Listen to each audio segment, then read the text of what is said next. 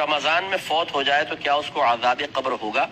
دیکھیں حدیثیں یہی کہتی ہیں کہ جو رمضان میں فوت ہوا اس پر سے عذاب ہٹا لیا جاتا ہے، عذاب قبر اسے نہیں ہوگا۔ اب بعض اوقات ایسا ہوتا ہے کہ کوئی بہت زیادہ گناہگار ہیں معروف، وہ رمضان میں فوت ہو جائے تو ہمارے لوگ وہی بات کہ وہ سمجھتے ہیں کہ شاید اس کی کثرت سے گناہ کی وجہ سے، اعلانیہ گناہ کی وجہ سے اللہ تعالیٰ پر یہ ایک ایسا اثر مرتب کر چکا ہے کہ اللہ اس سے ناراض ہو چکا ہے اور اب اس کی بخشش مغفرت ہو نہیں سکتی۔ اب جب اس قسم کی حدیثیں ذکر کی جاتی ہیں جی رمضان میں اگر کوئی فوت ہو جائے عذاب قبر نہیں ہوگا، بولتے ہیں کہ یہ کیا بات ہوئی، ساری زندگی گناہ کر رہا ہے پھر بھی کچھ نہیں ہوگا، تو بھئی آپ کون ہوتے ہیں؟ آپ کی جیب سے کوئی پیسے نکال رہا ہے وہ،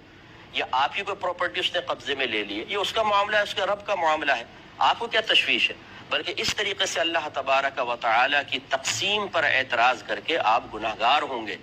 آپ نے نیک عمل کر کے کون سا کمال کر لیا؟ یہ آپ کا کمال نہیں، یہ اللہ تبارک و تعالی کا کرم ہے کہ اس نے آپ کو بے شمار گناہوں سے بچایا ہوا ہے، تو یہ ہمارا کوئی کمال نہیں ہے۔ اس طرح اس شخص نے اگر گناہ کیے ہیں تو اللہ تبارک و تعالی نے اپنے عدل سے اسے نفس و شیطان کے حوالے کر دیا اور لڑنے کا موقع فراہم دیا، وہ شکست کھا گیا، اور آپ کو اللہ نے اپنے فضل سے نفس و شیطان کو مغلوب کر کے عبادات کی توفیق عطا فرمائی۔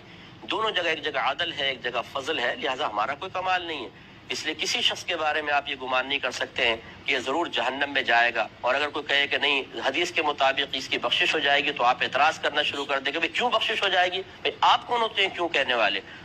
آپ اگر یہ کہنا چاہتے ہیں کہ معاذ اللہ ثم معاذ اللہ، پھر تو یہ ناانصافی ہوگی کہ میں نیک عمل کر رہا ہوں، وہ گناہ کر رہا ہوں، وہ بھی بخشا جائے میں بھی بخشا جاؤں، یہ تو اللہ تعالیٰ کی ناانصافی ہے۔ آپ کون ہوتے ہیں حکم لگانے والے اللہ تبارک و تعالیٰ پر؟ اس لیے وہ کتنے ہی گناہ گار اور پاپی ہو، ساری زندگی شرابیں پیتا رہے، ساری زندگی زنا کرتا رہے، اللہ تعالیٰ اس کے بندے کا معاملہ ہے۔ ہو سکتا ہے وہ شخص ایسی توبہ، موت سے پہلے ایسی توبہ کر چکا ہو کہ اللہ تعالیٰ اس کی سارے گناہ بخش دے، بغیر توبہ کی بھی مر گیا لیکن اللہ تبارک و تعالیٰ نے اس کو رمضان میں موت دے دی، اور کسی نے اس کے لیے دعا کر دی، اللہ تعالیٰ اس کے وسیلے سے بھی اس کو بخش سکتا ہے۔ میرے آقا صلی اللہ علیہ وسلم نے ارشاد فرمایا کہ میری امت گناہوں سمیت قبر میں جائے گی اور مغفرت شدہ اٹھے گی، اور اس کی وجہ بیان فرمائی لوگوں کی دعائیں مغفرت کی بنا پر۔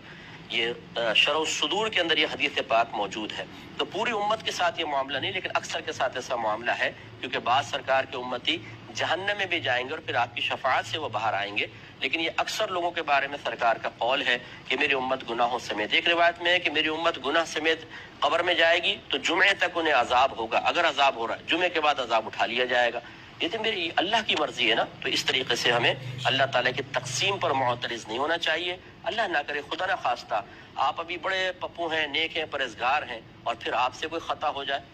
تو اب آپ اپنے بارے میں کیا کہیں گے کہ ضرور آپ کی گرفت ہونی چاہیے، ضرور آپ کو رسوا ہونا چاہیے، ضرور بری موت آنی چاہیے، ضرور عذاب قبر ہونا چاہیے، ضرور میدان معاشر میں آپ کو ذلیل کیا جانا چاہیے؟ نہیں، اپنے بارے میں کیا گمان کریں گے؟ اللہ تعالیٰ بخش دے تو اس کی مہربانی ہے، تو بس یہ دوسرے کے بارے میں رکھیں، وہ ہمارا مسلمان بھائی ہے یا بہن ہے، اگر ساری زندگی گناہ بھی کرتے رہے اس نے ہمارا تو کچھ نہیں بگاڑا نا، اللہ تو دوستو اسی طرح کی ویڈیو کے لیے اب اللہ کی مرضی ہے، سبسکرائب کیجئے اس طرح کسی کو مایوس کرنے کی حاجت نہیں ہوتی ہے۔